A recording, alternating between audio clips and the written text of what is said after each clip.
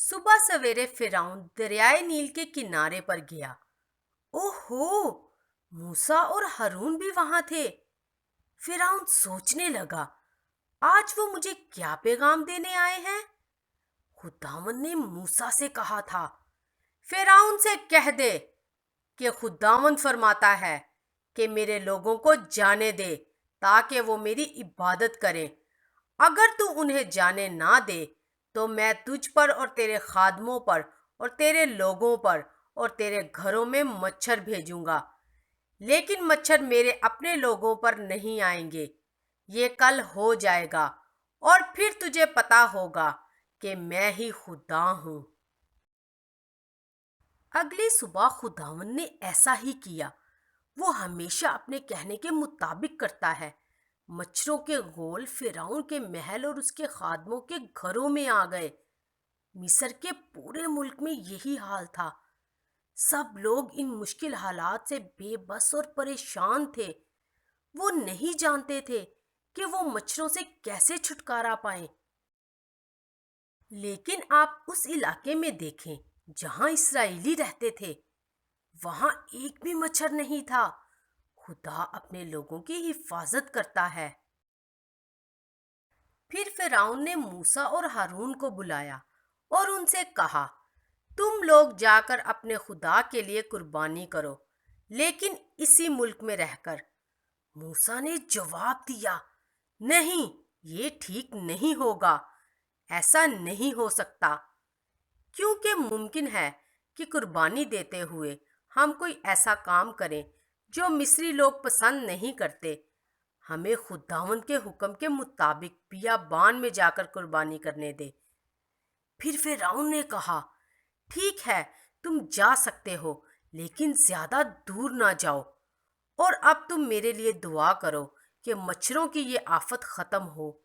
موسیٰ نے جواب دیا، یہاں سے نکل کر میں خداوند سے دعا کروں گا، اور کل آپ کے محل سے اور سب لوگوں کے گھروں سے مچھروں کے غول چلے جائیں گے، لیکن اس دفعہ ہمارے ساتھ دھوکہ بازی نہ کرے۔ موسیٰ نے فرعون کے محل سے نکل کر خداوند سے درخواست کی، اور خداوند نے اس کی درخواست کو سنا۔ خداوند نے فرعون کے ساتھ بہت زیادہ صبر سے کام لیا، اور مچھروں کے غول فرعون کے اور اس کے خادموں کے اور تمام لوگوں کے گھروں سے ہٹا دیے۔ ایک بھی مچھر باقی نہیں رہا۔ لیکن پھر سے فرعون نے اپنا دل سخت کر لیا اور لوگوں کو جانے نہیں دیا۔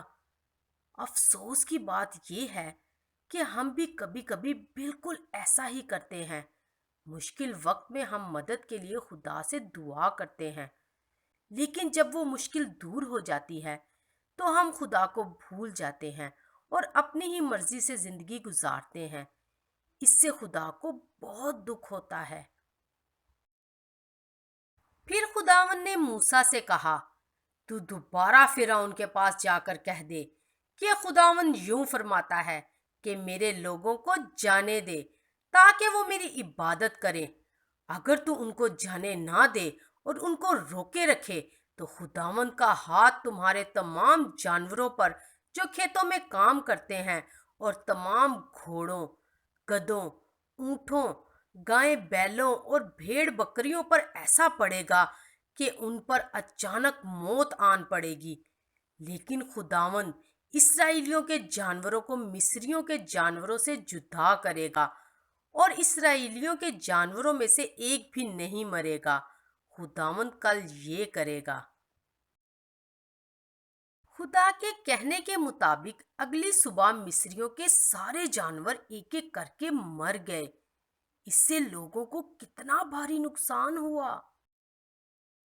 فرعون نے اپنے کچھ نوکروں کو ملک کے اس علاقے میں بھیجا جہاں اسرائیلی لوگ رہتے تھے، تاکہ وہ دیکھیں کہ وہاں کیا ہو رہا ہے اور کیسے حالات ہیں۔ ان کو معلوم ہوا کہ وہاں ایک بھی جانور نہیں مرا تھا۔ اب تک یہ بات آپ کے لیے بالکل صاف ہو گئی ہوگی کہ خدا ہمیشہ اپنے کہنے کے مطابق عمل کرتا ہے۔ لیکن اس بار بھی فرعون نے خداوند کا حکم نہیں مانا اور اس نے لوگوں کو جانے نہیں دیا۔ کیا آپ کا رویہ بھی کبھی ایسا ہوتا ہے؟ یا کیا آپ خداوند پر ایمان رکھتے ہوئے اس کے کلام کے مطابق عمل کرتے ہیں؟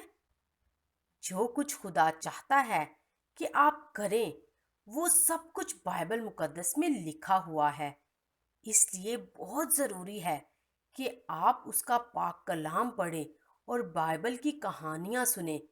ایسا کرنے سے خداوند کے لیے آپ کی محبت بڑھ جائے گی۔